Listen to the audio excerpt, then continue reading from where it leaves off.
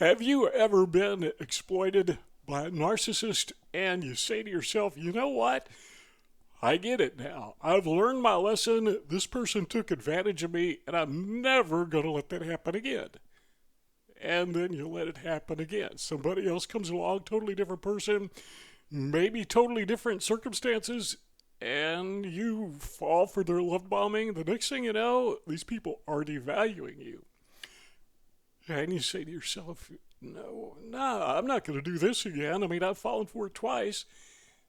And then you do it again. Somebody else comes along. So what is this about so many of us that it's like we are serial victims, that there's something about our persona, something about our personality, something about the way that we carry ourselves, that other people are somehow convinced that we are just the ideal target to take advantage of? Well, we've got several things here we want to talk about, and some of these things we've already discussed in videos we made earlier today, but this time we're going to zero in and we're going to focus on this one point.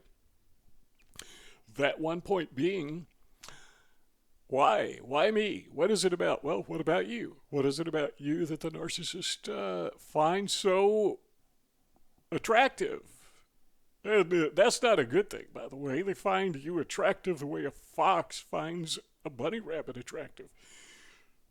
Wants him for dinner. Well, the way that I find fried chicken attractive. Yeah, I want to eat that. So that's how the narcissist sees you, as you are attracting him to supply his appetite. Appetite for, appetite for elevating his ego, inflating his or her ego, giving his ego a boost. Yeah, they've got an appetite for that. They've got a desire for it. They've got a drive for it. Dare we say addiction? Yeah, we dare say that. It's as if they have this bizarre addiction to taking advantage of people like you. What is it about you? I mean, there are 8 billion people on the planet. Why do narcissists want to attach themselves to me? I call that attachment attackment. They attack me by attaching themselves to me. It's kind of like you are the host and they are the parasite. I know, I've been there more times than I care to admit, but I'm going to admit it. That's why we do these videos, so I can share with you some of my experiences and hopefully help you along your way. Been around a few decades now. Number one is we understand that they actually value you and they devalue themselves. I honestly, truly believe that. Now, some people may disagree with me, and that's perfectly okay if you do. But let me just say this very quickly so we can put this in context. Using this analogy, let's supposing that you're driving your car and you look at the gas gauge and it says empty. So you go fill up a tank, right? Go to the gas station, fill up a tank. Price is kind of high now, so you might want to grimace when you do that, but you fill up a tank. And you drive a little bit further and you look at your gas gauge and it says empty. So you pull over at the next gas station and you fill up a tank, or you try to, but you can't because it's already full. Your gas gauge is broke. But the narcissist, they have this gauge that says they are running on empty. Their esteem is running on empty. Their sense of self-worth is running on empty. But the truth of the matter is, a narcissist is as valuable as anyone else. But he's got this gauge, or she's got this gauge that says, no, I don't have value. I need to keep filling up constantly, never ending, And they take that from you. And these people have inflated egos. I mean, it's like filling a tank overflowing constantly. That's silly. I mean, it just doesn't make any sense. But to a narcissist, it makes perfect sense. So you're the supply. You're the gas pump. You're the person. Unfortunately, they don't pay you, but like you do at the gas station. But you're not giving them gasoline. Obviously, you're giving them supply. You're giving them a sense of self-worth, which they don't even need, but they think they need it because their gauge is on empty. But they see you as a person of value. Now, as I said in a video I made a few minutes ago, that's a compliment, because you are a person of great value. They see you as better than themselves. The narcissist typically is jealous of you. Quite frankly, they're jealous of a lot of people, probably most people, depends on the narcissist. But you specifically, yeah, you got something they want, something they think they need, even though they really don't need it. Okay, thank you for the compliment, narcissist, but you don't have to screw me over to let me know how much you value me. But that's what they do. Well, the second thing is, and again, we mentioned this in an earlier video, but one of the reasons they target you is because you have a servant's heart. Now, when we talk about a servant's heart, what we're saying is that you are a helper. You are the type of person that if you see somebody in need because you have effective empathy, that you help them. Now, you can't help everybody all the time, but people who are victims of narcissists tend to we tend to overdo it. You know, we don't know that we have a limit, that we can't help everybody, but somehow we just, everybody and anybody we can, if there is a need there, we will try to help them. Narcissists see that and they watch. Yeah, he's trying to help everybody who is needy. So the narcissist is thinking in his mind or her mind, I will present myself as a needy person. And all the time, I'm going to befriend this person, and I'm going to convince them that, yeah, I got your back. I love you if it's a love relationship, or I am your best buddy, your best friend if it's a friendship, or I will be right there for you if it's a business relationship. We're going to do this, 50-50. That's a huge lie. But yeah, they're very convincing that they've got you. They've got your back 100%, realizing that you have a servant's heart, and you're going to help them. So they do this dual presentation to you. Number one is their good friend, and number two, they're needy. Good friend, needy. Okay, I've got this good friend who's really needy. So what am I going to do? Well, I'm a helper, right? I have effective empathy, so I'm going to help this person. And the narcissist thinks you're a sap, thinks you're a joke, thinks he's very wise, thinks he's very savvy, and he's just being a jerk. But that's how these people think. That's what is going on inside their minds. The next thing is you are very exploitable. That is to say that you are in a position where you can be taken advantage of. I remember when I was in elementary school, for some reason, I was kind of a quiet kid. But I wasn't bullied a lot. Typically, quiet kids are bullied quite a bit. But for some reason, they pretty much just ignored me when I was a kid.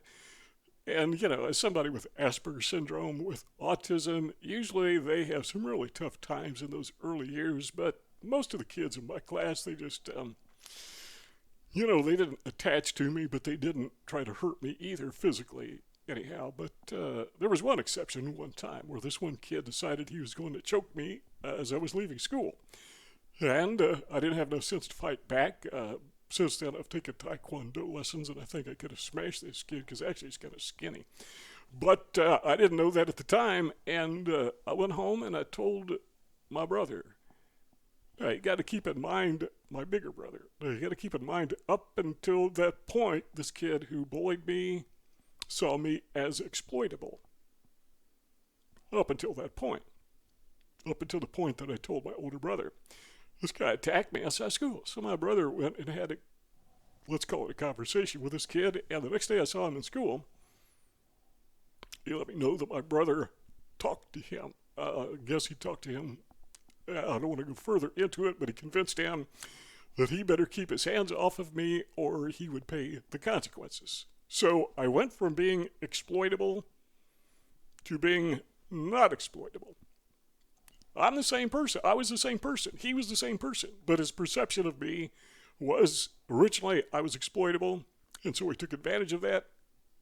It's kind of like a narcissist, right? And narcissists, by the way, are bullies.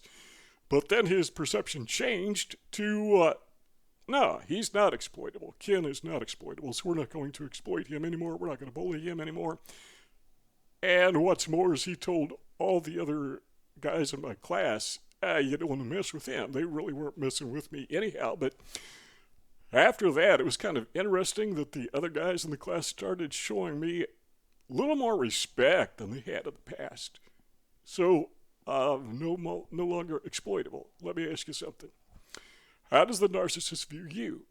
Does the narcissist view you as somebody who is easily exploited, Or does he view you as somebody, let's leave this guy alone because if we don't, there's going to be consequences? Well, obviously, they see you as somebody they can bully. They see you as somebody they can exploit because they see no reason not to. They don't see it's going to hurt them at all. All they can do is boost their ego a little bit or maybe a great bit. So they're going to come after you. The next thing is this. They see you as somebody who is easily duped. I don't know about you, but that fits me perfectly. I'm the guy, I've said this a zillion times, but I'm the guy who walks on the used car lot, and this really friendly guy comes out, and I think this guy really likes me. Yeah, we're hitting it off. We're buddies. I don't know, what is it about people like me that we actually believe that salesmen really care about us? I don't know. But I do know this, if I'm ever feeling downhearted and depressed, I just need somebody to talk to, I go to a used car lot because there's this guy comes out, has this weird suit on, comes out of this little building. He's just so friendly, and we just have a nice conversation until he figures out I'm not there to buy a car, and that's the end of that. So they see us as being easily duped, and the reason they do that is because we are so trusting. We trust people. Why are we so trusting? Why? We are trusting, and we expect other people to be the same. That's pretty much it. That's part of our nature. It's who we are. I think that's how we came out of the womb. That's how we are genetically hardwired. That is my assumption. That we're just trusting people. And the narcissist says, okay, this guy can be exploited. He has a servant's heart. He has value, so let's dupe him. And they do. And I can't tell you how many times I've fallen for that over and over and over again. I'm now educating myself. And look, you think by the time a guy is 69, almost 70 years old, he'd figure this out. And I have figured it out, but I still trust people. Don't ask me why. The next thing they will come after that they find so attractive about you is you see the best in everyone. Some people just do the opposite. I mean, if they see another person, they see an opponent. They see an enemy. They see somebody they need to go on the offensive as a means of going on the defensive. Some people are belligerent, they're mean, they're hateful, and that's how they protect themselves. But the victim of a narcissist is just the opposite. We tend to see people as just good people.